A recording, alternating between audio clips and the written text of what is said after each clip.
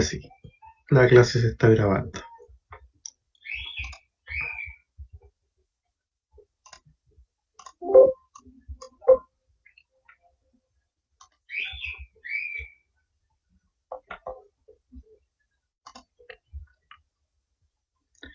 Factores determinantes de la dosis.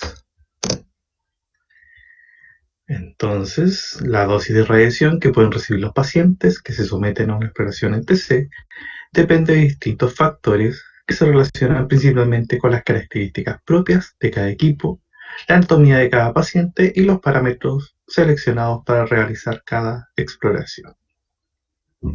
Ya. Entonces, el año 2000, ya le había mostrado un poquito sobre estos gráficos, sobre este estudio. El Comité sobre los Efectos de Radiación Ionizante de la ONU, el UNSCEAR, presentó los resultados de la recopilación de datos a nivel mundial. Y según este reporte, el TC representa el 5% de todas las exploraciones radiológicas en el mundo, un valor menor en comparación a estudios mucho más frecuentes como radiografía de tórax y radiografía articular, pero, sin embargo, su contribución a la dosis a la población es la mayor, alcanzando un 34% y superando las contribuciones de los exámenes más frecuentes, radiotórax, y las exploraciones de mayor dosis individuales como la angiografía y el intervencionismo. Así que con tomografía computada estamos aportando la mayor contribución de dosis, por lo menos en lo que corresponde a estudios radiológicos. ¿Y por qué hay mayor contribución con la TC? Acá hay varios factores. Una mejor calidad de imagen se obtiene con mayores factores de exposición. ¿Ya? Si quiero una imagen bien bonita y todo, tiendo a exponer un poquito más al paciente, siempre una mejor imagen, pero no siempre lo adecuado. Entonces existe una tendencia a aumentar la cobertura de los exámenes particulares. Antes, con los primeros tomógrafos, estábamos muy limitados para hacer un estudio, pese a que cada vez se ponían más rápido, pero los primeros eran bien lentitos, y hacía unos cortes muy específicos, por ejemplo, abarcaba exactamente algunos cortes del cráneo. Pero ahora, en hacer un estudio de cráneo, de cerebro, tiende a aumentar un poquito más esta cobertura, me extiendo muchas veces, si veo un par de cervicales, me extiendo la cobertura de este escáner. A veces no quiero cortar la calota, entonces, si me pasa un par de centímetros para que no se me corte, y así, no nos acotamos.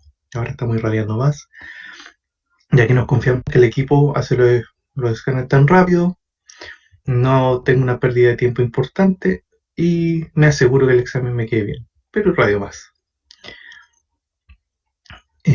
También los equipos de ahora, los equipos helicoidales, permiten barridos sin especiamiento entre cortes y tengo la posibilidad de hacer una sobreimposición de los cortes. Ya hemos repasado un poquito eso. Repetición de exámenes. Desde el punto de vista de que si me queda mal un examen, no tengo problema en volver a repetirlo para que me quede exactamente bien. Muchas veces hay exámenes que pueden ser informados, pero aún así se repiten. Puedo hacer secuencias extras totalmente innecesarias. Vamos a ver más adelante que algunos estudios abdominales muchas veces basta con un solo estudio contrastado en una sola fase, y algunos estudios puedo agregar fases innecesarias como fases de eliminación de contraste, fases arteriales de contraste.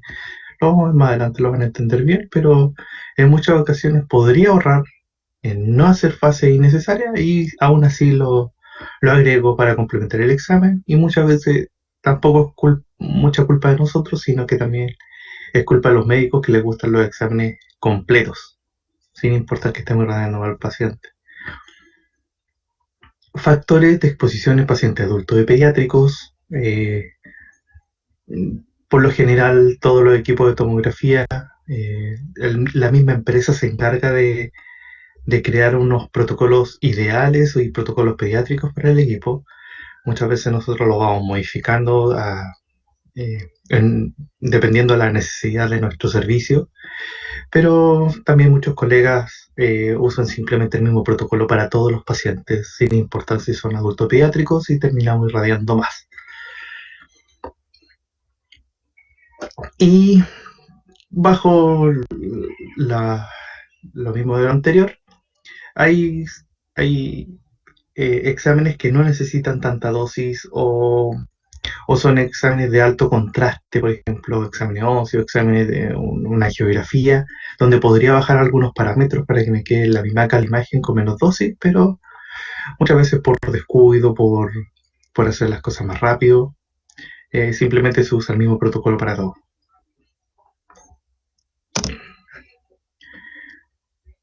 Entonces, en radiología digital, también puede observarse un deterioro en la imagen debido a la saturación del sistema receptor y pérdida de información para conformar la imagen. En resumen, si tomo una radiografía y me excedí en los parámetros de exposición, se me va a quemar, no va a servir. Pero en TC ocurre lo contrario. El uso de mayores factores de exposición produce un aumento de la calidad de imagen, como por ejemplo la disminución del ruido. Esto trae consigo el aumento de los factores que no conllevan una penalización en la calidad de imagen, y una mayor dosis de radiación lleva una alta calidad de imagen, probablemente por sobre lo necesario para el diagnóstico efectivo. Entonces no estoy aplicando a Lara. ¿Ya? Entonces acá hay una imagen. Si yo veo una radiografía de tórax y me excedí en los parámetros de exposición, voy a quemar el tórax, no me va a servir esta radiografía. En cambio, el escáner, si aumento los parámetros de exposición, no solamente no voy a tener deterioro de la imagen, sino que muchas veces puedo hasta disminuir el ruido, la imagen me va a quedar mejor, o simplemente no veo diferencia y puedo estar exponiendo de más al paciente, cuando a lo mejor se podía haber bajado la dosis. ¿Ya? Entonces, una distribución relativa de la dosis, acá a la izquierda, una imagen de radiología convencional, donde tengo un mayor depósito de dosis en la superficie, y a medida que las sale del cuerpo anterior, el lapicito, por ejemplo, de anterior a posterior, hay menos dosis absorbida por el cuerpo. En cambio, en tomografía computada es distinto. Acá estamos suponiendo que tenemos un cuerpo. Acuérdense que el cuerpo humano no es un cilindro perfecto, pero estamos irradiando alrededor del cuerpo. Por lo tanto, el depósito de dosis se va desde la entrada a la salida, se da mayormente en la periferia del cuerpo, donde está el mayor depósito de dosis. ¿Ya? Si el cuerpo, eh, si el cuerpo humano fuera un cilindro perfecto, cosa que no es así, el centro estaría la menor cantidad de dosis depositada, y en la periferia estaría la mayor parte de la dosis depositada. Esto lo vimos un poquito cuando había el CTD ponderado. ¿Ya?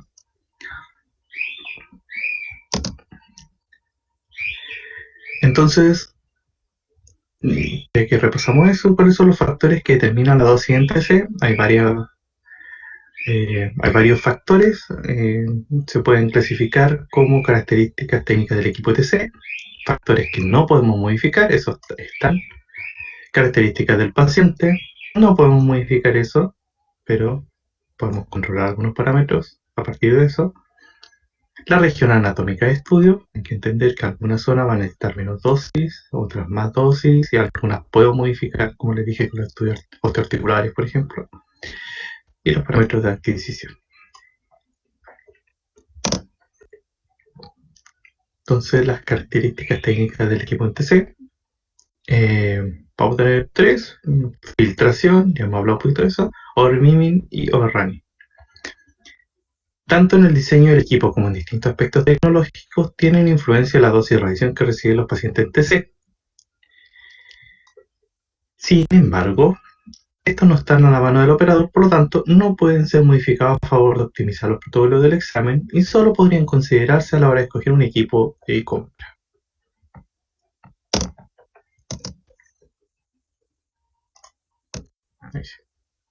Entonces, la filtración. tiene el objetivo de la porción de las que contribuyen muy poco a la formación de la imagen, además de evitar la aparición de artefactos de endurecimiento de las, y la filtración total puede alcanzar valores de 8 a 12 milímetros de aluminio equivalente. El efecto real sobre la dosis de radiación entregada al paciente es bastante complejo de analizar y por lo tanto se hace difícil poder comparar distintos equipos en base a solo su filtración. Así que esta filtración va a depender del equipo, del diseño, de la generación, eh, de la marca. No podemos hacer tanto análisis sobre esto, pero vamos a entender que toda esta filtración está relacionada con filtrar los ácidos a servir, evitar un poquito el endurecimiento del as. Y habíamos visto un poquito esto del endurecimiento del as, el artefacto de Cupping con filtración, cuando teníamos un fantoma con agua. Se podía observar la distribución de dosis en este fantoma y a nivel de software o a nivel de filtración, con filtros modeladores se podía modificar esta distribución de dosis y hacer homogénea esta distribución dentro del fantoma. ¿Ya? Acá tenemos un ejemplo de filtración entonces.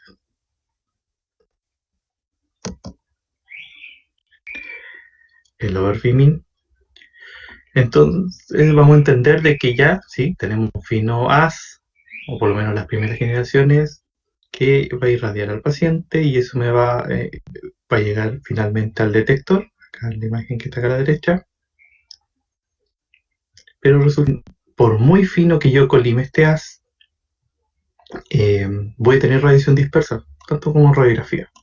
Mucho menos, obvio, tengo un haz muy colimado, o eso es, o en teoría así es, pero de todo modo voy a tener una dispersión de las de radiación a medida que va pasando el cuerpo.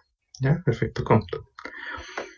Entonces, el paciente es irradiado en una zona más extensa a la que solo determina el perfil de sensibilidad de corte, debido a la contribución de la radiación dispersa y la región de penumbra sobre la dosis de radiación. La longitud de la zona de penumbra se mantiene más o menos constante en varios equipos de TC, desde monocorte hasta multicorte, con valores que van por lo general de 1 a 3 milímetros. Así que no solamente voy a tener mi grosor nominal de corte, que es el que supone que yo solamente quiero irradiar eso, voy a tener unas pequeñas áreas de depósito de dosis que no era mi objetivo, pero que de todos modos se van a depositar en el cuerpo. ¿Ya? Resulta que acá hay un ejemplo de 3 matrices de detección, de 1, 2 y 4 filas de detección, monocorte, doble slice, 4 slides. Y me queda, ¿de qué se trata esto? Estas zonas se mantienen relativamente constantes, estas zonas de penumbra, donde no quiero irradiar, pero de todos modos estoy irradiando. ¿Ya? Se mantienen constantes, entonces sin importar si es un equipo monocorte a un multislice, se sigue manteniendo constantes pequeñas zonas, estas pequeñas franjas en los extremos de la zona de cobertura del eje Z. Por lo tanto, si yo hago una proporción, como se mantiene en constante, área que es realmente útil con las zonas de penumbra, que no son útiles y estoy radiando además, en los equipos de primera generación, los small slice, por ejemplo, la relación es bastante mayor en comparación a la relación de zona útil con la zona de penumbra en un multislice. Así que se podría decir, aunque se mantiene constante, que la zona útil en los multislice compensa bastante esta zona de penumbra y radiación extra. Y el overrunning, esto es bastante técnico, pero hay que nombrarlo. Nosotros no podemos hacer absolutamente nada con esto. Pero se define como el aumento del TLP del examen producto de las rotaciones adicionales necesarias al comienzo y fin de la exploración para realizar reconstrucción del primer y último corte de la región explorada. Ya dando un pequeño aumento de la radiación. Quizá el equipo, para obtener la misma información por cada corte,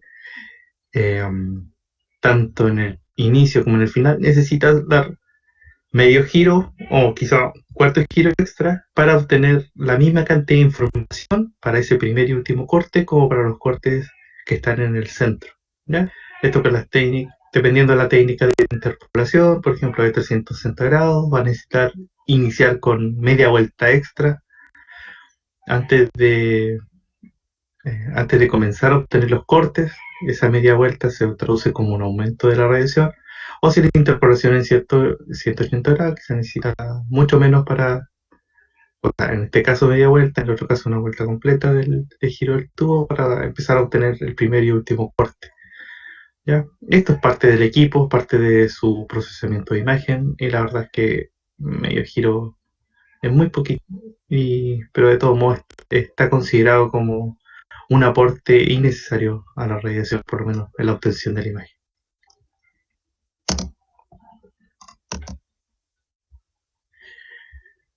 Ahora, respecto a las características del paciente, se puede establecer que en pacientes de menor diámetro la dosis se distribuye de forma homogénea entre el centro y la periferia.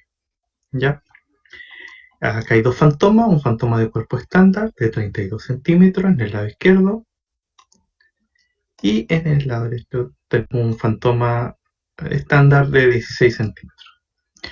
La distribución de la dosis, al ser el fantoma más grande, el depósito de dosis se ve mayor en la periferia y se ve bastante reducido en el centro. Es, físicamente, ¿cómo se va absorbiendo la dosis? Acuérdense que es depósito de energía por cantidad de materia. Pero si tengo un fantoma mucho más pequeño, podemos asociarlo, por ejemplo, a una estructura más pequeña o a un paciente más pequeño. Asumamos que 32 centímetros puede ser un paciente adulto, 16 centímetros podría ser un paciente pediátrico. La distribución de dosis se da de forma mucho más homogénea, siendo prácticamente la misma en periferia como centro. ¿Ya? ¿Qué pasa con esto? Acá hay un gráfico donde está mostrando la variación de dosis, el CTDI ponderado, para 4 tamaños de fantoma, de 8, de 16, de 24 y 32 centímetros, ¿ya? Con distintos kilovoltajes. Veamos cómo se comporta con un kilovoltaje de 80, ¿ya? Cómo se conforma la dosis. Entonces, si no tuviera fantoma, partiría con una dosis de miligramos 10, y a medida que voy avanzando con el tamaño del fantoma, la distribución de la dosis se distribuye mucho mejor, por lo tanto la dosis entregada al paciente es mucho menor. Pero con un fantoma mucho más pequeño, por ejemplo el 16, se ve bastante aumentada en comparación con el fantoma de 32, y esto lo estoy analizando con un kilovoltaje bajo.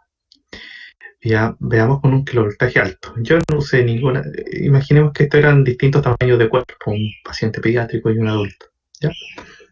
Con un kilovoltaje de 140, un pequeño fantoma de 8 centímetros, por ejemplo, un paciente bastante chiquitito, un bebé, va a tener una dosis bastante elevada, no va a bajar casi nada.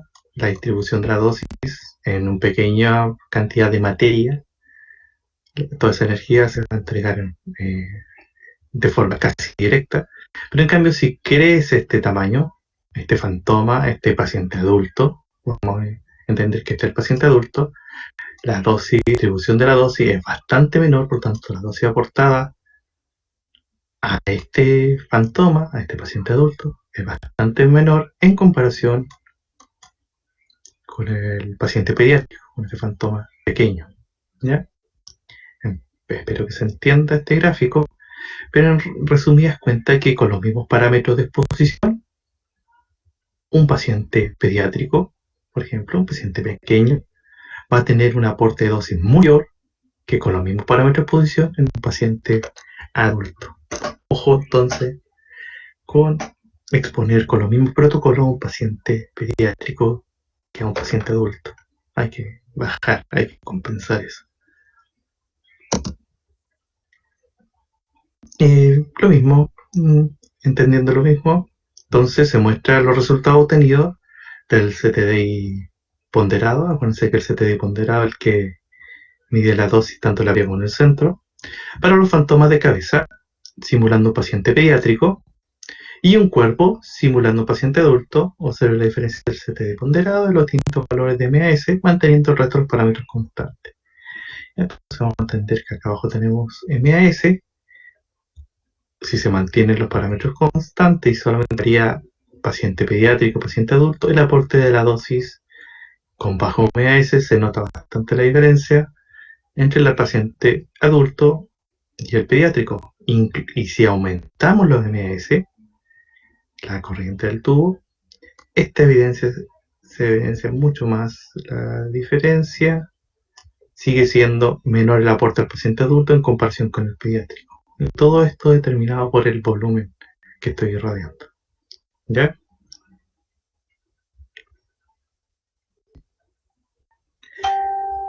Región anatómica de estudio.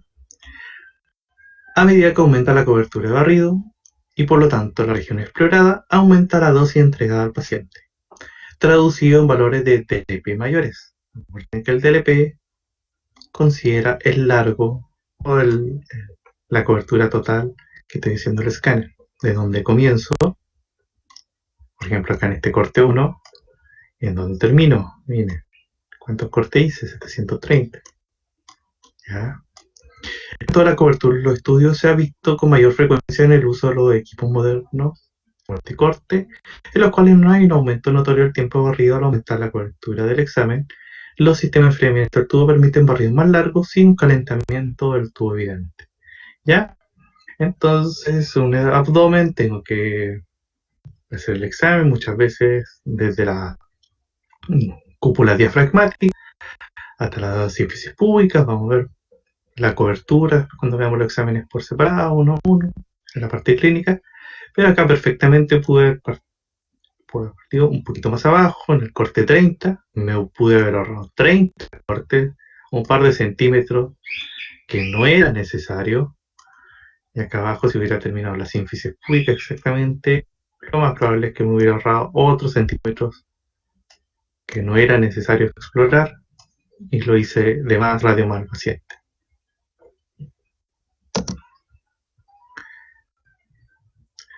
Ya, sobre los parámetros de adquisición, tengo parámetros como corriente del tubo, el producto del tubo, MAS, el voltaje, el pitch, el espesor de corte. Ya vamos a ver cómo influyen esto en la cantidad de dosis que aportó el paciente. ¿Están ahí, cierto? Creo que avanzamos un poquito de lo normal. ¿Todo bien, sí? Sí, profe. Que pare un poquito porque igual creo que me excedí en la velocidad con que empecé a hacer la clase. No, todos dicen que sí. Ya. Está bien, profe. Continúo. Es harta materia. Esto van a tener que analizarlo. Yo sé que solamente me están escuchando de momento. Lo pueden analizar con más calma. Un compañero de ustedes, no me acuerdo quién, me está pidiendo libros. Yo le prometí que le iba a subir libro en el foro. Pero tengo un problema que estos libros están con derechos de autor y todo, obvio. Ya, no puedo directamente subir enlaces de libro. Ya les puedo recomendarlo y yo sé que están en internet. A un compañero le mandé unos enlaces.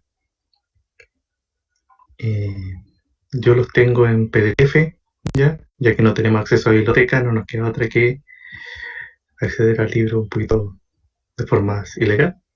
Los que puedan comprarlo, genial.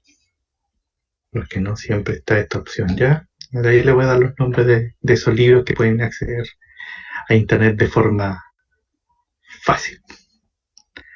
Ya voy a continuar. Entonces los parámetros de adquisición, corriente del tubo, entonces voltaje, pitch y espesor de corte.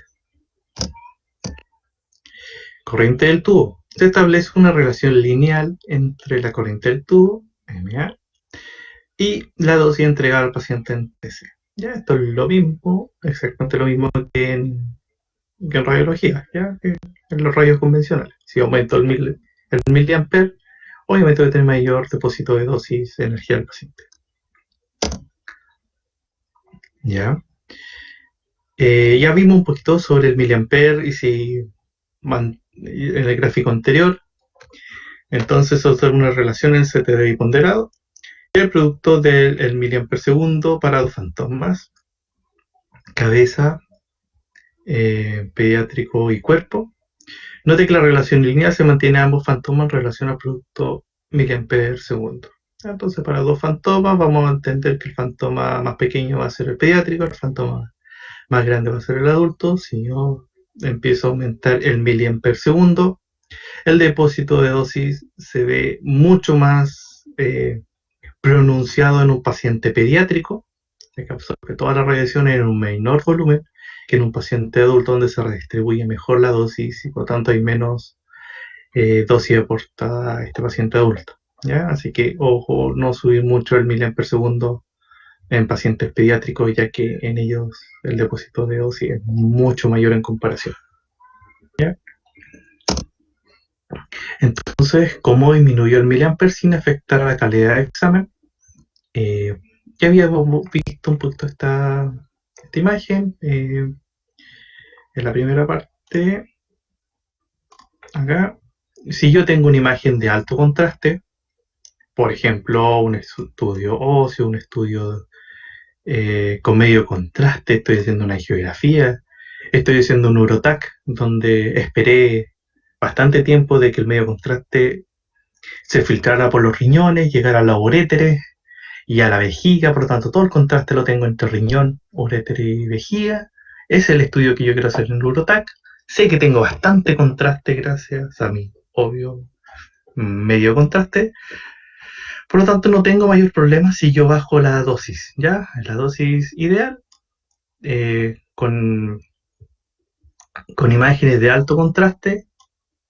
Si yo bajo la dosis y aumento el ruido, no tengo mayor problema en la visualización de este alto contraste, ¿ya? No hay mucho problema en las imágenes de alto contraste.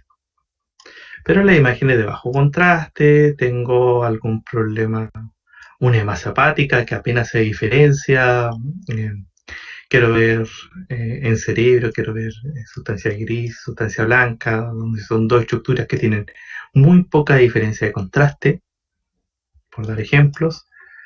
Sí voy a tener problemas. En la primera imagen, esta imagen de bajo contraste, pero si disminuyo la dosis y aumento el ruido, la visualización de esta imagen de bajo contraste se ve bastante perjudicada. ¿Ya? Entonces, ¿cómo selecciono los valores de corriente? El producto miliampere segundo, de acuerdo a las dimensiones del paciente, hay problema de reacción, y a los requerimientos de dosis de cada tipo de examen. Eso sería, dependiendo del examen que yo estoy haciendo, dependiendo de la dimensión del paciente, podría bajar el miliampere segundo. Se puede estandarizar a través de tablas de miliampere o miliampere segundo en función de las características del paciente, como diámetro, peso, el IMC. Muchas veces el técnico o nosotros creamos nuestros propios protocolos en el equipo y, por ejemplo, tenemos un abdomen y pelvis para paciente pediátrico de entre 0 a 3 años, otro para de 3 a 10 años, un paciente normal y un protocolo para pacientes obesos. Entonces ya tenemos seteados nuestros distintos miliamperes segundo de manera creciente, con distintos protocolos para dependiendo de las características físicas de nuestro paciente. O sea, no usamos el mismo protocolo de abdomen y pelvis para todos los pacientes, sino que diferenciamos un poquito. Acá ya podemos bajar un poquito la dosis dependiendo de las características físicas del paciente.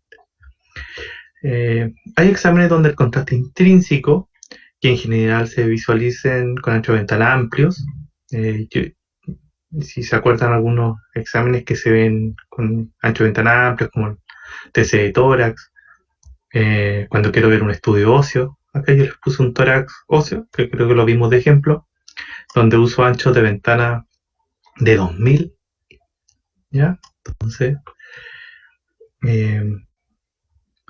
donde tengo bastante contraste intrínseco, se puede hacer reducciones de miliamperes segundo más importantes. Acuérdense, cuando es chico, este Ancho de ventana se nota mucho más el ruido, por lo tanto no podría bajar mucho el miliamper segundo porque aumentaría esta cantidad de ruido. Pero con ancho de ventana bien amplio puedo bajar el miliamper segundo, no se nota tanto el ruido en estos casos. Recuerden que una disminución del miliamper segundo se traduce en la mayoría de los casos como aumento en el ruido. Tengo menos fotones que entregan la información. Y existe los sistemas de modulación de corriente, que son tarjetas electrónicas que adaptan la intensidad de corriente del tubo de rayos X según las características morfológicas del paciente o la zona anatómica. ¿Ya? Ya le estaba un poquito esto en artefacto. Si se fijan, esto es un hombro. Esta es la cintura escapular. Tengo una vértebra, el mediastino, la costilla. ¿Y qué hace el tubo? A medida que va girando alrededor del paciente, usa, cuando estoy desde anterior a posterior, usa un bajo miliamper segundo. Y cuando estoy desde derecha a izquierda, izquierda a derecha, aumento el miliamper. ¿Ya? Eso lo hace automáticamente el equipo con estos sistemas de modulación de corriente. Las ventajas: control de dosis del paciente, tengo reducciones de dosis hasta un 60%, una reducción de la radiación dispersa, reduce la carga del tubo de rayos y mantiene la calidad de imagen. Y obviamente también reduzco artefactos relacionados con esto. Y las técnicas de modulación de corriente existen básicamente de tres tipos: el sistema longitudinal o modulación longitudinal, el Z-TUM. Puede tener otros nombres comerciales a todo esto. Esto es en Philips, si no me equivoco, pero se tratan de los mismos sistemas de modulación. El sistema angular o modulación angular, el D-TUM, modulación en el plano axial, y el sistema combinado, que es el que realmente utilizo. Entonces, el sistema longitudinal se basa en la estimación de los perfiles de atenuación en distintas regiones anatómicas. Para ello ocupa de base las dos radiografías, los dos topogramas, los Skyview, como le llaman, estas radiografías que yo uso para guiarme en la planificación, tanto la frontal como la lateral. Entonces tengo mi escanograma. A partir del escanograma, el equipo lo usa como referencia y controla la dosis dependiendo, estimando la densidad que tiene esta radiografía en ambos planos, y baja la dosis, por ejemplo, cuando estoy pasando por tórax, ya que hay menos densidad, y cuando paso por hígado, por ejemplo, se denota acá el mayor aumento de la corriente del tubo al irradiar esta zona que es más densa. ¿Ya? Entonces observa la variación de atenuación estimada en base a estos dos topogramas. A la derecha se observa la variación de corriente final obtenida en función de la posición del eje Z. Se puede obtener alrededor de un 10% de reducción de dosis con respecto a su nueva aplicación, o por lo menos eso es lo que indica el fabricante. El sistema angular, el otro sistema, se basa en la modulación de corriente del tubo durante cada giro en 360 grados del sistema tubo detector alrededor del paciente. Tiene la capacidad de realizar el análisis online de la atenuación en las distintas proyecciones del giro. Se basa en el concepto de que la menor atenuación ocurre en las proyecciones de las antero-posterior y posterior-anterior por sobre las proyecciones laterales. Técnicamente el sistema utiliza una sinusoide de corriente que hace coincidir de tal manera que los valores altos se utilizan para pasar proyecciones laterales, mientras que los valores más bajos se utilizan para las proyecciones AP o PA. Esto es lo que estamos hablando en el primer caso, que de anterior a posterior baja la corriente del tubo, y en las proyecciones de derecha a izquierda lo aumenta. ¿Ya? Aumento y disminuyo anterior a posterior. ¿Ya? Acá hay distintos nombres comerciales arriba en esta tabla. En general, Smart Scan, el de Doom, en Philips, Cardosi en Siemens, Toshiba con puntitos, no sé si la tabla no lo dice, pero es la misma al final, el sistema angular. A la izquierda se observa la sinusoide de corriente aplicada. Debido al feedback online, esta va modulándose a lo largo del eje Z. Según la literatura, alrededor del 20% de reducción de dosis se puede lograr a través de la utilización de este sistema. Y el combinado usa los dos anteriores juntos. Los equipos modernos ocupan una combinación de ambos sistemas. Actualmente estos sistemas combinados presentan una mayor eficiencia en la disminución de la dosis entregada al paciente. Su beneficio radica en la posibilidad de modular la corriente del tubo en las 4 dimensiones, en los ejes Y, Z, y en el tiempo basado en la atenuación del eje Z más la consideración de la diferencia de espesor en los distintos diámetros del paciente y el feedback en línea. ¿Ya? Tiene distintos nombres comerciales. Entonces está utilizando los dos sistemas para empezar a reducir la dosis. Hay zonas que van a irradiar menos, otras que van a irradiar más. La imagen podemos observar cómo se superpone la modulación basada en la atenuación obtenida por el topograma y la modulación en línea. A la derecha podemos observar el resultado de la variación de corriente en función de la región anatómica. Según la literatura se pueden lograr reducciones de hasta un 66%. ¿Ya? Entonces a nivel de los hombros puede tener una mayor cantidad de dosis. Es lo mismo que estábamos viendo anteriormente. Muchas veces aumenta y nos muestra la zona incluso en la zona del hígado donde hay que aumentar la dosis y así. ¿Ya? Ahora no necesariamente usa las dos proyecciones, muchas veces necesita solamente uno. Acá están los nombres comerciales y se necesitan estas proyecciones, estos topogramas, ¿ya? Muchas veces el equipo no necesita los dos topogramas, el anterior y el lateral. Muchas veces basta con una sola proyección y ya puede hacer este sistema de reducción de dosis. Acá la tablita con nombres comerciales, Smart A, Dosis Rise en Philips, Cardosi en Siemens y así.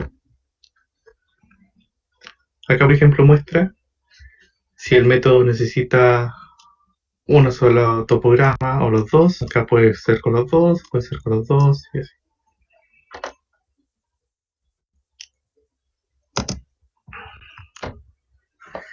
Respecto al voltaje del tubo, la relación entre voltaje del tubo y la dosis es mayor. Es similar a lo que pasa cuando estudiaron radiografía. La literatura actual indica que la relación entre el voltaje y la dosis no es lineal, a diferencia de la reducción del per segundo, que solo tiene efectos negativos en la imagen. La reducción del voltaje puede tener efectos positivos en cuanto a la calidad de la imagen. Normalmente una reducción de voltaje produce un aumento en el contraste de algunos tejidos, en general los que poseen mayor número atómico efectivo y densidad. Acá un ejemplo de una imagen 3D de un angio de aorta, bastante largo.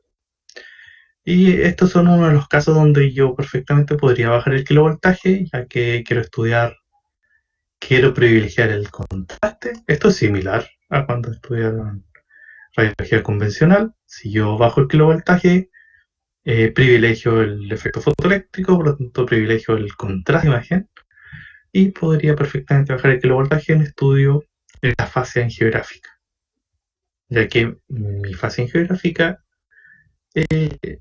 el contraste en su mayor proporción está en los vasos.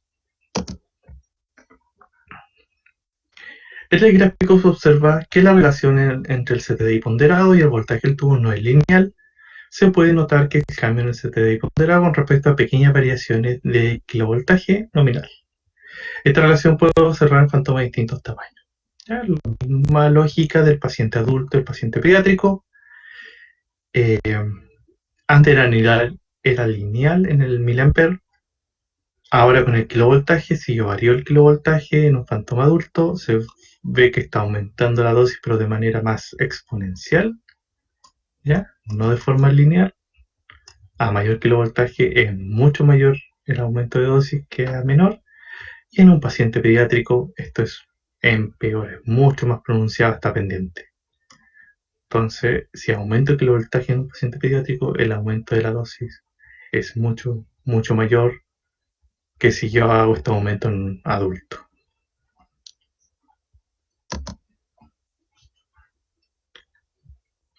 Ya. Y el siguiente gráfico muestra las curvas de contraste en función al voltaje del tubo. No puedo hacer esta barrita ahí sí. Ya. Observe cómo aumenta el contraste de las estructuras de alto Z y la densidad del hueso y el medio contraste. No ocurre lo mismo para los tejidos de menor Z y densidad en el gráfico ilustrado hígado y músculo. Ya. Entonces hígado y músculo, a medida que aumenta el kilovoltaje, no se ven afectados en su contraste, acá abajito, pero en cambio estructuras como hueso, estructuras como el medio contraste, como el ejemplo del angio, ahí les puse una proyección MIP, la anterior era un 3D, y este es el mismo examen, pero con un MIP. El medio contraste se ve aumentado su nivel de contraste, así que si todo mi estudio lo estoy haciendo con 120, perfectamente podría bajar a 100 mi kilovoltaje, compensando con miliamperes, obvio, no quiero tener ruido en la imagen, pero aumento el contraste y obviamente disminuyo la cantidad de dosis.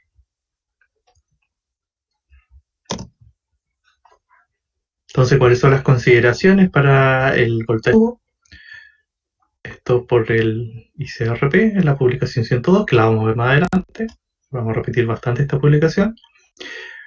Una disminución del kilovoltaje pico se asocia a un aumento en el ruido de la imagen. Este aumento es más evidente en pacientes de mayores dimensiones.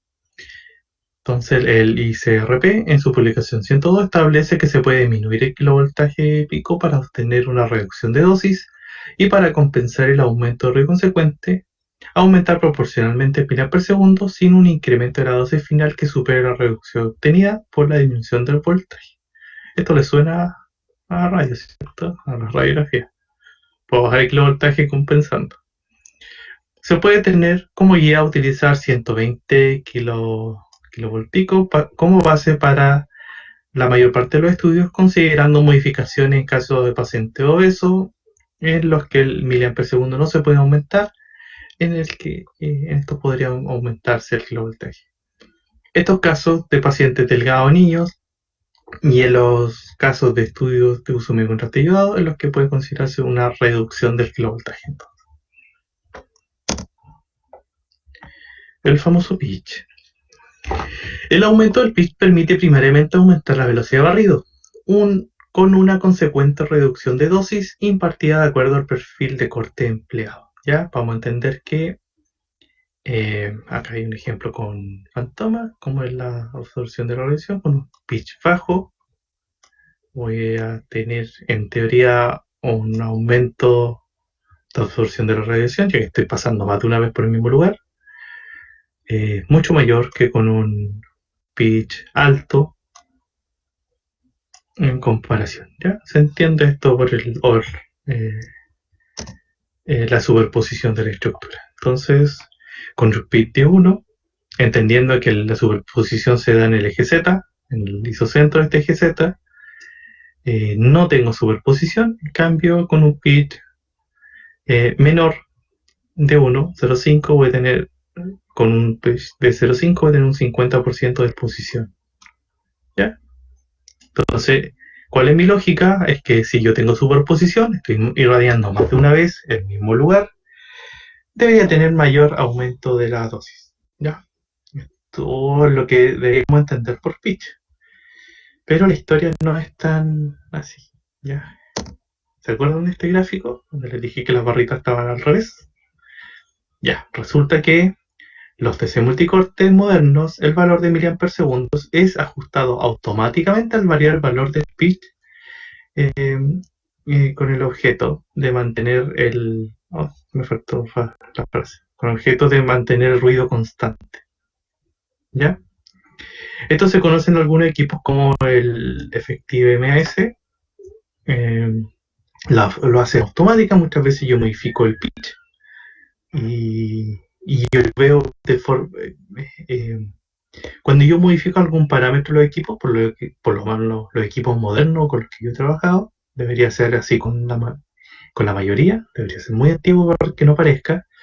En una esquinita me aparece el, el CTDI ponderado y el DLP aproximado eh, eh, que debería hacer el examen. Antes incluso de hacer el examen, el equipo ya me aproxima cuánta dosis va a tener el paciente. Entonces yo a medida que voy modificando uno de los parámetros puedo saber si estoy subiendo o bajando la dosis al paciente.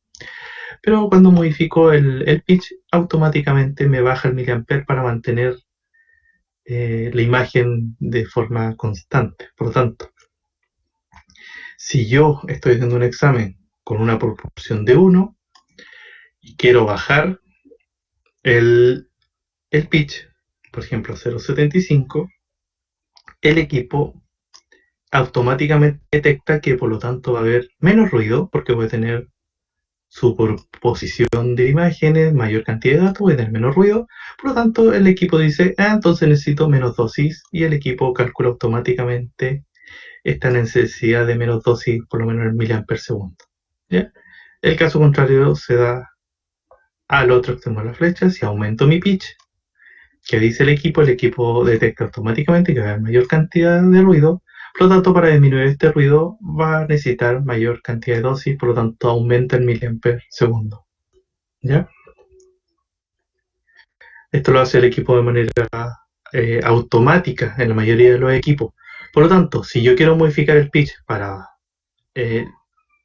algo, para alguna razón en especial, no va a ser para modificar la dosis, sino que el pitch lo voy a modificar para hacer el estudio más o menos rápido. ¿Ya? Pero para la dosis específicamente, la verdad es que el equipo automáticamente me va a recalcular el miliamper segundo. Esto, ahora, si les preguntan con una superposición, sí, tengo mayor dosis, estoy radiando más de una vez el mismo lugar, pero muchas veces el equipo de forma automática con estas modificaciones baja o aumenta el miliamper segundo. Y el espesor de corte, el ruido de la imagen está relacionado con el espesor de corte. Debemos recordar que al adquirir cortes más finos, aumenta el nivel de ruido de la imagen, cuya compensación puede tener un impacto en la dosis entregada al paciente. Por otra parte, cortes más finos permiten menor efecto de volumen parcial, con lo que puede mejorarse el contraste de la imagen. ¿Ya?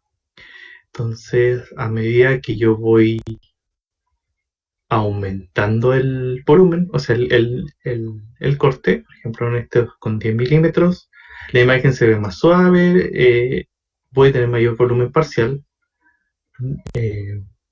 si se acuerdan el artefacto de volumen parcial, y con cortes más finos puede tener menos volumen parcial, mejor resolución, pero más ruido. Entonces, debo compensar con mayor cantidad de dosis en estos exámenes que necesitan cortes muy muy finos, por ejemplo un tórax de alta resolución.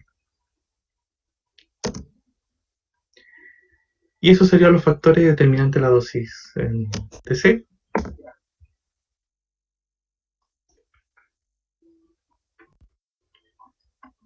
Y ya.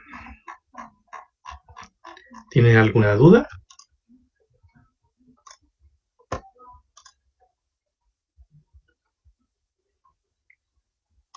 ¿Están ahí a todo esto?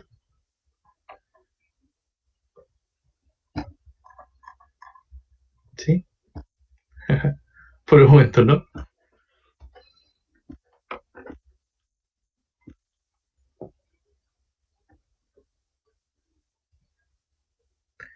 Ya, sobre el pitch. Sí, es bastante contradictorio esto, ¿ya? En teoría, si yo tengo un pitch bajo, ya, un pitch inferior a 1, eso se debería traducir en mayor depósito de dosis al paciente, ¿ya? Se entiende porque estoy ni irradiando o pasando más de una vez por el mismo lugar, ¿ya?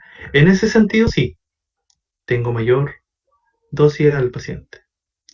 Pero el equipo automáticamente detecta que estoy pasando más de una vez por el mismo lugar. Por lo tanto, baja el miliamper segundo de forma automática, ¿ya? Porque entiende que voy a tener menos ruido y para mantener el nivel de ruido constante, la imagen de calidad, baja el miliamper segundo. Así que bajo la dosis de forma relativamente proporcional. Así que es complicado entender esto, pero vamos a entenderlo como que sí, un pitch menor a 1, tengo mayor depósito de dosis en el paciente. Los estudios con pitch menor a 1 van a tener mayor cantidad de dosis por centímetro, digamos, por DLP, que un examen con pitch mayor, ¿ya? Pero no se asusten cuando estén en práctica o cuando ya estén trabajando con un equipo, que al modificar el pitch, automáticamente el equipo empieza a modificar otros factores como el miliamper segundo para compensar un poco este aumento de dosis o en lo contrario la disminución de la dosis. Por eso esa barrita está al revés, ya porque eso es lo que hace el equipo para compensar, ¿ya? El equipo trata de mantener, especialmente los equipos nuevos, siempre tratan de reducir la dosis. Y si nosotros modificamos algo, automáticamente el equipo, no solamente con miliamper segundo, intenta compensar para bajar la dosis, ¿ya? Vamos a entender que siempre hay que bajar la dosis.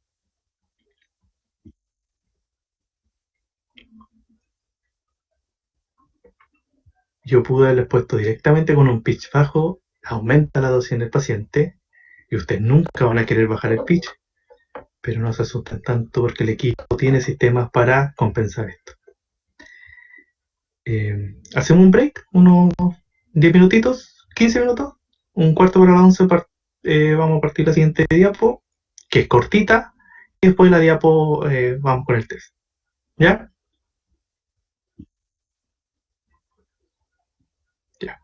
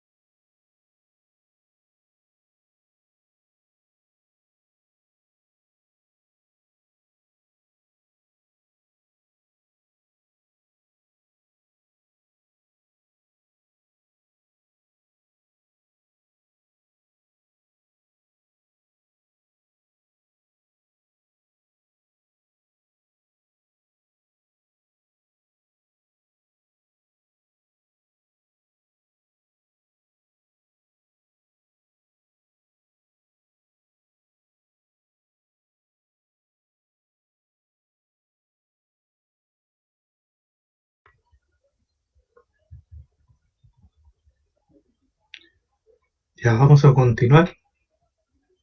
Sí, de books médicos, dice que los libros,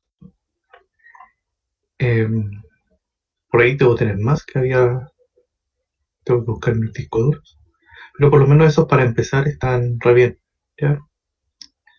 El clásico Buchón, entonces, el tomografía computarizada dirigida a técnicos superiores, y con esos dos debería bastar por lo menos con esta parte que es lo básico. ¿Ya? Los links que le mandé los subí a mi Google Drive. ¿Qué me había mandado el correo? Creo que era Tomás. Sí, fue Tomás que me había mandado el correo, que no los podía abrir. Es que está comprimido en un RAR. Hay que descargarlo y después lo abre. Y ahí no debería tener problemas. Ya, vamos a continuar.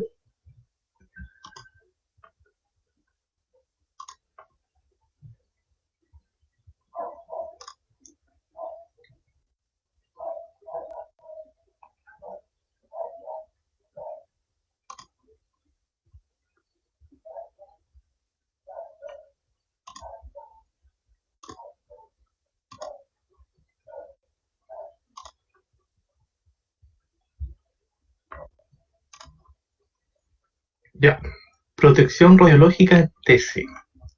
La verdad es que yo estoy un poquito oxidado con esto de protección radiológica, ya. Hace mucho tiempo que no lo repaso o no me he actualizado mucho con los valores que están hoy en día funcionando. Bueno, Chile está muy desactualizado con sus leyes. Tengo varias cosas con ustedes y ya con sus nuevas clases de radioprotección que tuvieron hace poco, si es que las tuvieron, deberían estar mucho más actualizados que yo. Y información porque sea un poquito antigua. ¿En qué nos vamos a basar? O por lo menos en los que se basan casi todos, en la Comisión Internacional de Protección Radiológica, el ICRP, ¿ya? Principalmente en la publicación 102, que es del año 2007, ¿ya? Entonces la comisión es una organización asesora que ofrece sus recomendaciones a agencias reguladoras y consultoras, principalmente proporcionando orientación sobre los principios fundamentales en los que se puede basar una protección radiológica adecuada. ¿Ya?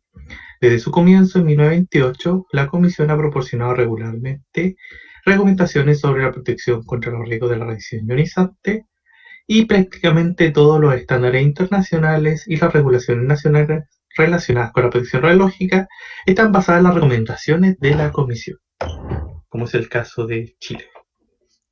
Como estamos en Chile, la protección radiológica en Chile está bastante viejita. En nuestro país, las normativas que regulan el uso de las radiaciones ionizantes en aplicaciones médicas y dentales, esto está estipulado en el Decreto Supremo 133 de 1985. 1985. Donde tenemos esta tablita donde habla sobre los límites de dosis para trabajadores expuestos en radiaciones ionizantes. Será lo siguiente. ¿Ya? Esto lo deben haber pasado en radioprotección. Donde estipulan 5 REM al año, 50 milisieverts al año para cuerpo total. ¿En qué se basan esto? En las recomendaciones del ICRP en su publicación número 26 de 1977. Y se recomienda también en esa misma publicación, no en la ley, un décimo de esta para el público. ¿Ya? Y en viejita. Hay otro que vamos a considerarlo como un texto oficial, porque lo puso el MinSal, lo publicó el MinSal, como el Manual de Protección Radiológica y Buenas Prácticas en Radiología Dentomaxilofacial. Imagínense, fueron los dentistas que crearon un manual de protección radiológica. Nosotros ahí estamos. No sé, a lo mejor yo estoy desactualizado y los tecnólogos ya hicieron un manual, que yo sepa no consta.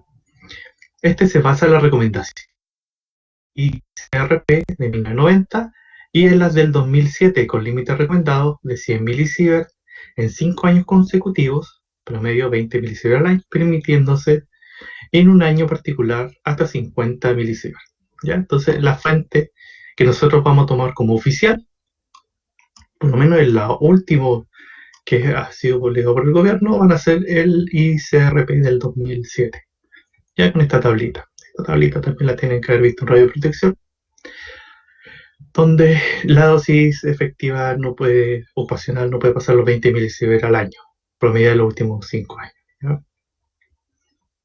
Vamos a entender ocupacional a los que trabajamos en esto, nosotros. ¿Ya? Y el público o cualquiera que no sea ocupacional ni médico. ¿Ya? Aquí les dejo los links para la publicación del ICRP de la publicación 103, que esta la tradujo los españoles, qué bueno que esté en español, pero esta no la tradujeron, que también es la publicación del 2007, la publicación 102, pero que está relacionada específicamente a tomografía computada. ¿Ya? Esa está en inglés. Y el último información oficial, que por lo menos yo conozco, corríjanme en serio si yo estoy mal, que sería este manual de protección radiológica y buenas prácticas en radiología maxilofacial de Santiago de Chile, que se publicó en 2008, que por lo menos se rigen con la normativa o con las recomendaciones que están en el ICRP del 2007. Entonces, ¿cuáles son los principios más importantes de la protección radiológica? Que es parte de las recomendaciones del ISRP, el principio de la justificación, el principio de la optimización de la protección y el principio de la aplicación de los límites de dosis. ¿Ya? Entonces, el principio de justificación, súper importante, cualquier decisión que altere la situación de exposición a la radiación debería ocasionar más beneficio que daño. Este principio es muy, muy importante tener en cuenta, ya que cualquier examen que nosotros tenemos que realizar debe estar justificado, ¿ya? Justificado en el sentido de que sabemos que la radiación no hace bien, que es perjudicial para el organismo, aunque sea en baja dosis, existe la probabilidad que sea perjudicial para el organismo. Por lo tanto, cualquier examen que tenemos nosotros debe estar justificado de forma adecuada por un profesional. ¿Ya? No podemos tomar un examen que no llegue con una orden médica si no hay... Profe, no se ve de diapo. ¿No se ve? Ahí sí. Ya. Entonces, el principio de justificación quiere decir que no podemos tomar un examen si no está justificado adecuadamente ¿ya? Con orden médica de un profesional, por una razón adecuada también, ¿ya? Muchas veces caemos en el error que no, toda esta justificación del examen debería ir orden médica, con nombre del paciente, root del paciente, qué examen es exactamente, no puede estar dado al azar, no podemos tomar algo de más o menos que perjudica al paciente, y la razón por la que se toma este examen debería venir siempre con diagnóstico. Desgraciadamente no es necesariamente así. Muchas veces la justificación de este examen es porque el mismo paciente lo pidió porque quiere hacerse un control de salud. Acá en Chile no se toma mucho en cuenta esto del principio de justificación, ¿ya? Pero mínimo nos deberíamos tomar un examen con una orden médica de un médico, créanme, de un médico. A veces hasta cualquier profesional que no debería poder justificar un examen así nos pide un examen desde enfermeros, desde kinesiólogos. No estoy menospreciando esas carreras ni nada por el estilo, pero no deberían ser ellos los que entreguen una orden médica para un examen de radiología.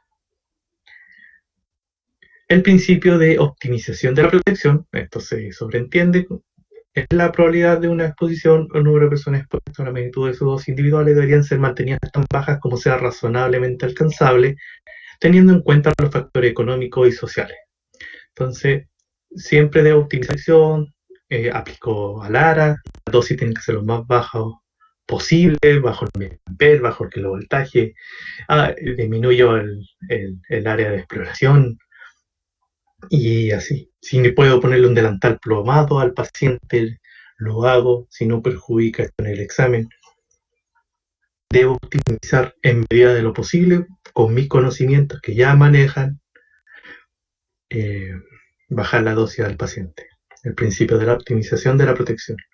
Y el principio de la aplicación de límite de dosis, lo vamos a ver ahora un poquito. La dosis total a todo el individuo debía ser controlada en situaciones de exposiciones planificadas, sin tener en cuenta la exposición médica a los pacientes, no debería exceder los límites apropiados especificados por la comisión. Entonces hay categorías de exposición según este CRP. Entonces distingue tres categorías de exposiciones: la exposición ocupacional, toda exposición a radiaciones de los trabajadores ocurrida como resultado de su trabajo, nosotros. La exposición al público, todas las exposiciones que no sean exposiciones ocupacionales, exposiciones médicas de pacientes en general, atribuibles a fuentes naturales, y las exposiciones al embrión o feto en caso de trabajadoras embarazadas, ustedes, que van a ser futuras tecnólogas, se consideran y están reglamentadas como exposiciones al público. Y la exposición médica a pacientes ocurre en procedimientos diagnósticos, intervencionistas y terapéuticos. La exposición es intencional y para el beneficio directo del paciente. ¿Ya? Y respecto específicamente a la exposición médica de pacientes, la comisión define al paciente como un individuo que recibe una exposición asociada a un procedimiento diagnóstico, intervencionista o terapéutico. No se recomiendan límites de dosis ni restricciones de dosis para pacientes individuales, porque los mismos pueden reducir la eficacia del diagnóstico o tratamiento, provocando más perjuicio que beneficio. Así que, ojo con este párrafo, está textual en el ISRP. Los pacientes, la exposición médica a pacientes no tiene límites como si lo tiene a trabajadores y a público, ¿ya? Porque se entiende que esta exposición es para beneficio del paciente, costo-beneficio. Por consiguiente, el énfasis está puesto en la justificación de los procedimientos clínicos, en la optimización de la protección, que eso corre cuenta de otros, que el examen quede óptimo, bueno, con la menor dosis posible, aplicar el concepto de ALARA, y en la utilización de los niveles de referencia para los procedimientos diagnósticos.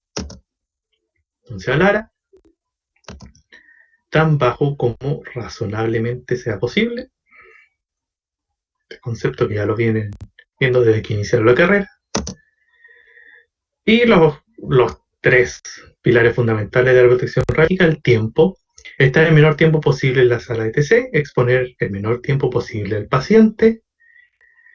Esto también podríamos aplicar a hacer un menor número de fases o de estudio al paciente. La distancia, está lo más lejos posible del gantry, el TC, en caso de que sea necesario un acompañante. Y el blindaje, utilizar protección plomada para el paciente siempre que no afecte el examen y para el acompañante. Y sala y paredes con vidrios plomados para protegernos nosotros y a la gente que puede estar cerca. Y la aplicación de los niveles de diagnóstico de referencia, NDR, para el TC. ¿Y estos cuáles son los niveles de diagnóstico de referencia? Se definen como el nivel de exposición en el diagnóstico médico obtenido a través de investigaciones y relacionados con la práctica habitual sobre pacientes individuales. ¿Ya? Se fija en términos de unidades prácticas con el CTDI ponderado y el DLP. ¿Ya? Y acá hay algunas tablas un poquito antiguas, como les dije, no estoy muy actualizado que digamos, pero nos sirven de referencia, ¿ya? ¿Cuál debería ser el nivel de referencia de un estudio de cabeza de rutina, de cerebro normal? 60 miligramos ponderado, y el DLP alrededor de 1050 miligramos por centímetro. Ya, estos son una tablita que está de la Comisión Europea de 1999. Acá hay otra tabla de NDR en un estudio del 2000. Este es de la publicación número 87. En la misma publicación del estudio anterior se da a conocer los valores de referencia para pacientes pediátricos. ¿Cuánto debería ser el CTDI ponderado por giro, por rotación para cerebro, en niños menor de 1 año, de 5, de 10, y el DLP por examen. ¿Ya? Estos son niveles de referencia entonces. Entonces los niveles de diagnóstico de referencia, los NDR, constituyen tan solo una referencia y en ningún caso pueden ser utilizados de forma legal. Permiten identificar situaciones de sobreexposición, de dosis innecesarias y ajustar los parámetros de adquisición de protocolos particulares. Ya, la verdad es que los niveles de referencia, aunque están publicados y todo, no se pueden aplicar a todos los equipos, ya que dependiendo del equipo puede tener valores bastante distintos. ¿Ya? Los niveles de referencia deberían hacerse con equipos de características similares. Por ejemplo, un equipo de 64 cortes que tiene una cobertura por giro similar con otro equipo de 64 cortes, de la misma cobertura, el mismo tipo de protocolos generalizados. Por lo menos así deberían darse los NDR. En muchos países, cada institución o cada ministerio de salud correspondiente a cada país tiene niveles de referencias en estudios en esos países, que por lo general son los europeos. Pueden entrar ¿Mm? Pueden encontrar esta información en línea, pero la verdad es que en Chile no se hace esto, o por lo menos yo no tengo la información de que hayan estudios en Chile de cómo se está irradiando a los pacientes en TC en los últimos años. ¿Ya? ¿Qué examen están usando todos los centros de salud para hacer un escáner de cerebro a un niño menor de 1 año y hacer una tabla de niveles de referencia para Chile? ¿Ya? Debería hacerse, quizá algunos de ustedes lo hagan en el futuro, pero por lo menos que yo sepa, no se hace. ¿Ya? Deberían existir niveles de referencia actualizados cada año para cada contexto.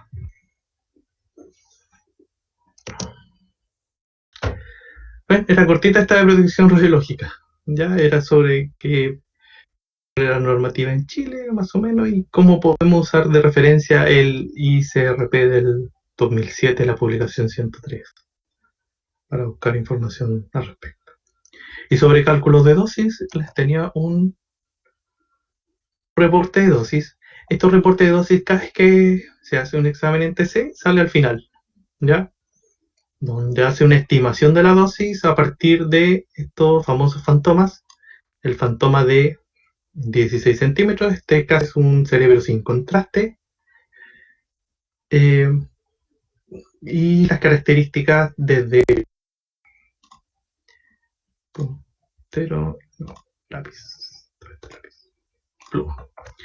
Ya. El día que se hizo el estudio, bueno, el ID del estudio, y me da el DLP total, ¿ya? Es miligramos por centímetro. Es el DLP total. Si yo tuviera más barridos, varias hélices que nosotros hablamos del estudio, va a ir sumándose a este DLP total. Si se fijan, el survey, el escanograma, también se sumó como parte del DLP total. El aporte es mínimo, pero se sumó al DLP total. Y todo esto, como era un estudio de cerebro, se usó como referencia el fantoma de 16 centímetros para este estudio. Recuerden que todo esto es referencia. La única forma de medir la dosis directamente a un paciente sería ponerle un dosímetro directamente en el cerebro para ver cuánto le irradia. Entonces se usa de referencia para estos cálculos de dosis el fantoma de 16 centímetros en este caso.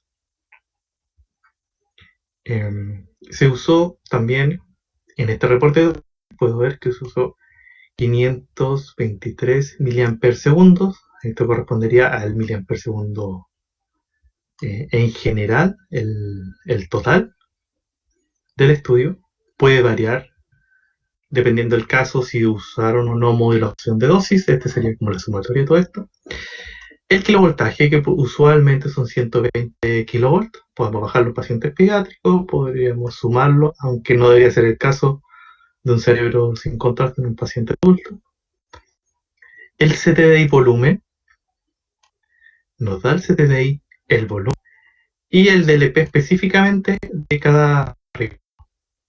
¿Ya?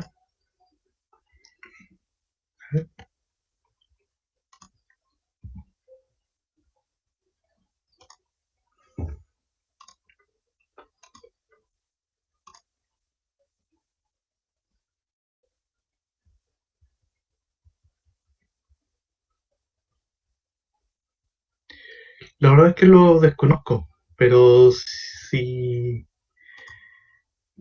yo veo el análisis de este...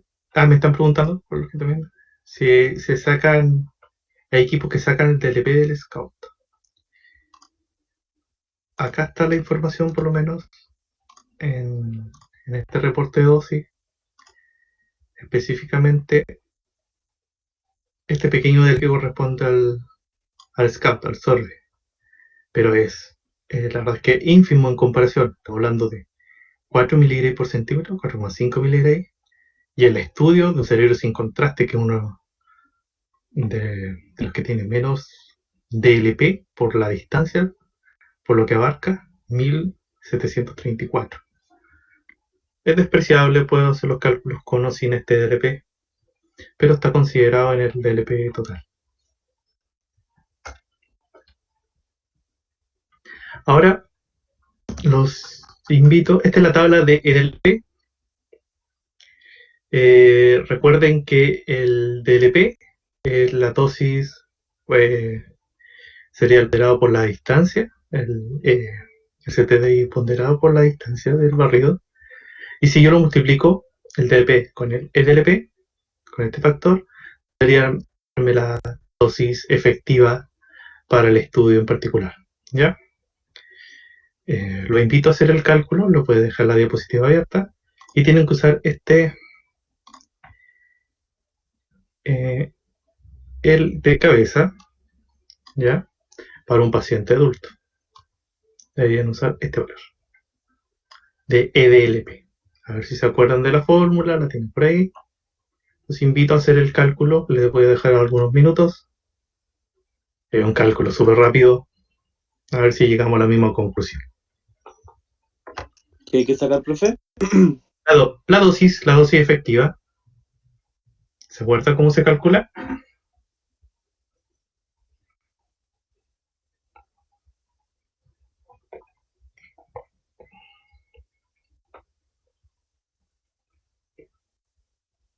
La dosis efectiva sería el DLP por el EDLP. 3.65. Es una multiplicación. Voy a pasar mayores en el tiempo. Efectivamente, el DLP y también tengo la información del CTD volumen en la imagen. Entonces, la dosis efectiva sería el DLP por el factor EDLP para hacer su cálculo, que este es el que relaciona la dosis con la zona irradial. Considera si es más o menos radiosensible esta zona. Y sí, 3.65, ya ponerse la unidad en milisievert porque es dosis efectiva. Entonces, en un paciente por un TAC de cerebro sin contraste recibió una dosis estimada total de 3,6 milisievert. Y recuerden que tengo CTDI volumen. ¿Cómo podría calcular el CTDI ponderado? Por el pitch. Ese te di el volumen por el pitch. Sí. En este caso no le había dado la información, pero el pitch del examen fue 0,639. ¿Ya? Por este caso de este examen. Por lo tanto, puedo tener el CTDI ponderado. Ahora tengo el CTDI ponderado y el TLP.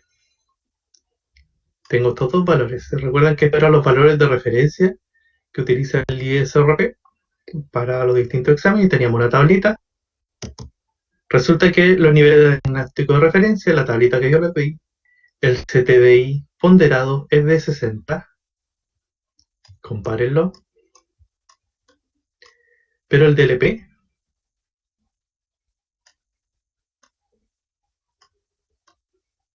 es de 1050. ¿Cómo estamos en comparación? Un poco alto. Estamos altos en DLP. Estamos altos en DLP. Pero bajamos en el CTDI ponderado. En comparación. ¿A qué podría deberse esta diferencia? ¿Alguna teoría? En el paciente. Vamos a entender que casi todos los cráneos de los pacientes adultos, a menos que tenga mucha grasita ahí en la nuca, la verdad es que no hay mayores diferencias de un paciente adulto. Por eso muchas veces los cerebros los hacemos sin control de modulación de dosis. No es muy necesario, ya que todos los cráneos son relativamente iguales de un paciente adulto. ¿Ya? Tenemos mayor DLP, no estamos pasando la dosis, esto lo podríamos controlar, pero el CTDI ponderado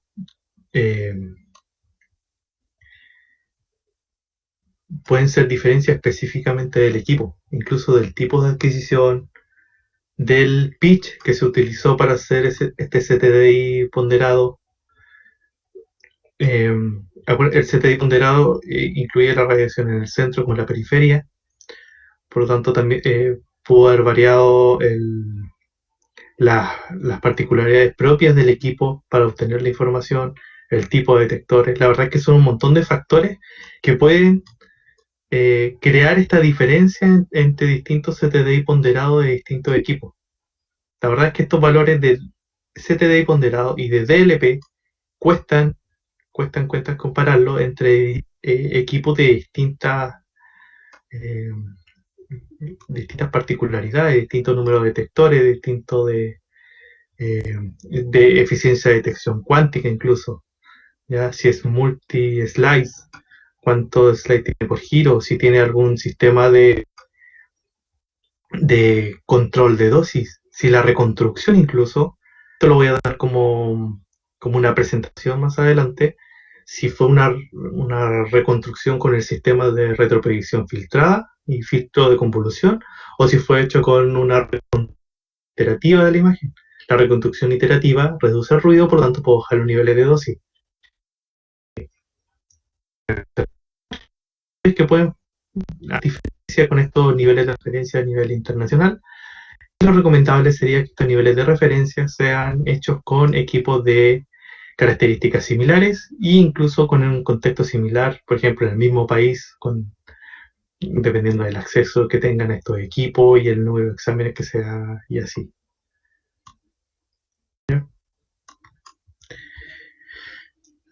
Pero con esto ya saben calcular la dosis con un reporte de dosis de un paciente. Creo que en el laboratorio el martes ya vieron algunos ejercicios y en la tarde con el resto de los compañeros que falte. Ya.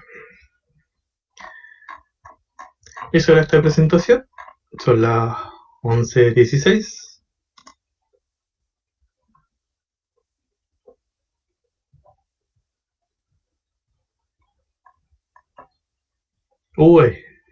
Hay una mezcla, pero si puedo decir el 80% de los equipos de hoy en día, quizá me estoy quedando corto, usan retroproyección filtrada para las técnicas de reconstrucción.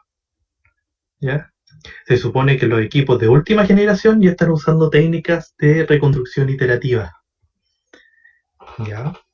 Y dependiendo del nivel o del punto en toda la escala de reconstrucción donde se utiliza esta reconstrucción iterativa, me va a dar ciertas características o no. Ya este es un estudio un poquito más a fondo, específicamente para cada equipo, incluso para las técnicas de reconstrucción y disminución de dosis para cada marca, que se van actualizando año a año. ¿Ya? Eso es parte de nuestra, va a ser parte de nuestra tarea de actualizarnos con las nuevas técnicas que van teniendo cada equipo.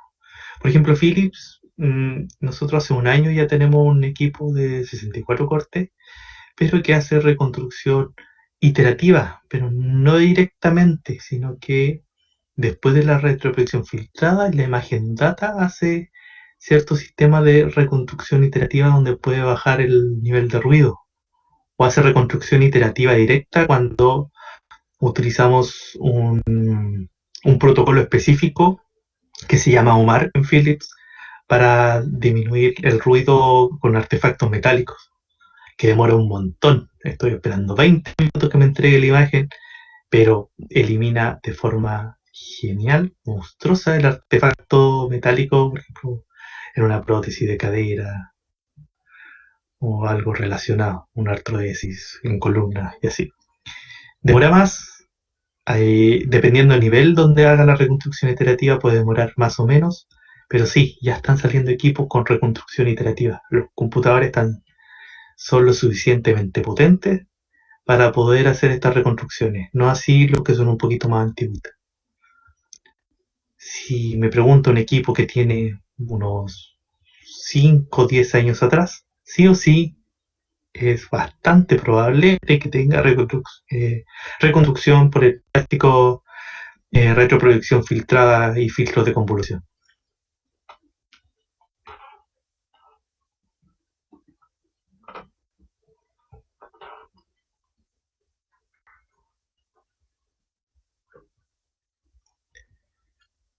Ya, denme un segundo, voy a revisar el test.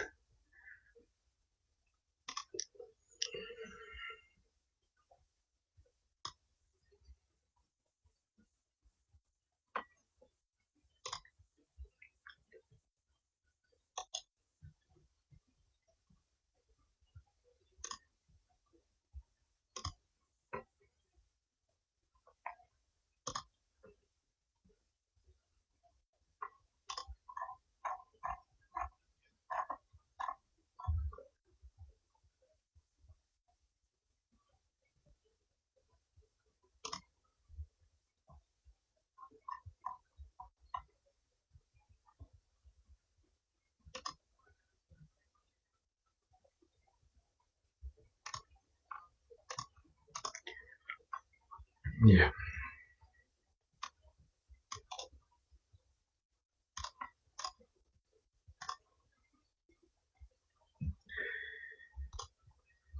Como les comenté antes, yo ya había hecho este ramo el año pasado, pero lo había hecho de forma antigua, presencial, con hojitas impresas y todo.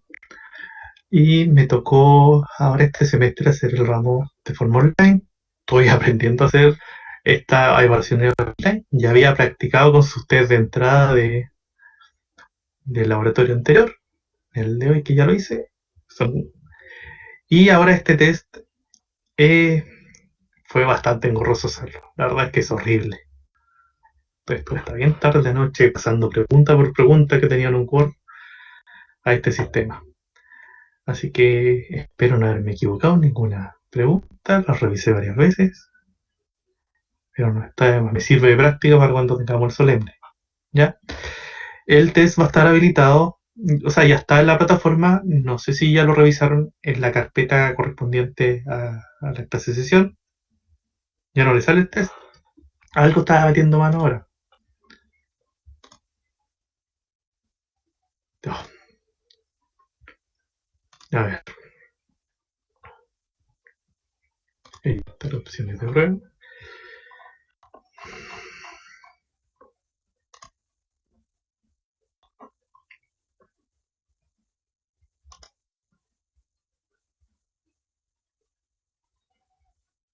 Claro, me equivoqué. Le puse la 1, pero eso me lo tomo como si fuera la 1 la. Ahí sí. Ya. Me lo eché. Ahora sí, Debería aparecer. ¿Está? Sí, le había puesto que se cerrara a las 1, pero no, tenía que haberle puesto a las 13. ¿Ve? Esos detallitos tengo que ir corrigiendo, lo estoy aprendiendo a hacer estos test. Son alternativas, son 13 preguntas con alternativas, una sola alternativa a la correcta. Ahora sí usé la opción adecuada porque los test anteriores podían elegir más de una alternativa, ahora se puede elegir solamente una. Ahora sí lo hice bien. Y lo verdadero y falso, lástima que no se puede corregir cuando es falso, hubiera sido lo ideal. Quizás haga una práctica donde los verdaderos y falsos se contesten con preguntas de desarrollo. Creo que ahí va a ser más factible poder justificar los falsos, pero de momento los verdaderos y falsos están hechos así tal cual, verdadero o falso, no se necesita justificar. ¿Ya? El test es bastante simple. Creo que salen todas las preguntas de uno, así que no salen una por una. Lo hice de tal forma que todos salen. ¿Ya? Así que pueden responder cuando quieran si es que quieren pasar una de largo. Sí, creo que es más fácil. Ya, seamos realistas, las clases online tienen muchas desventajas, muchas, pero hay una gran ventaja, que es con las evaluaciones, ¿ya? Así que sería imposible decirles que no saquen su apunte, no busquen en internet, algo así. Yo no tengo cómo controlarlo. Así que aprovechen una de sus mayores ventajas que tienen con sus clases online, por no decir la única. Ahí que pueden estar en su casa. Ya. ¿Están listos? Sí, ya todos encontraron la prueba. Una vez que abran la prueba, tienen, imagínense todo el tiempo que les voy a dar. 1 hora a contestar, cuando está súper simple. Y una vez que le inicien, tienen que terminarlo. Y si se acaba el tiempo, se envía solo.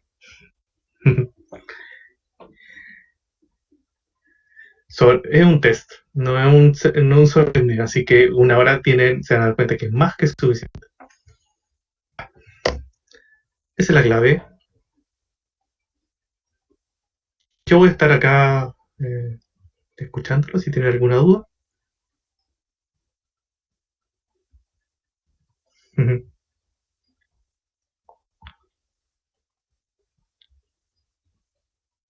Sí, tal cual, con mayúscula, bien. Gante y todo con mayúscula.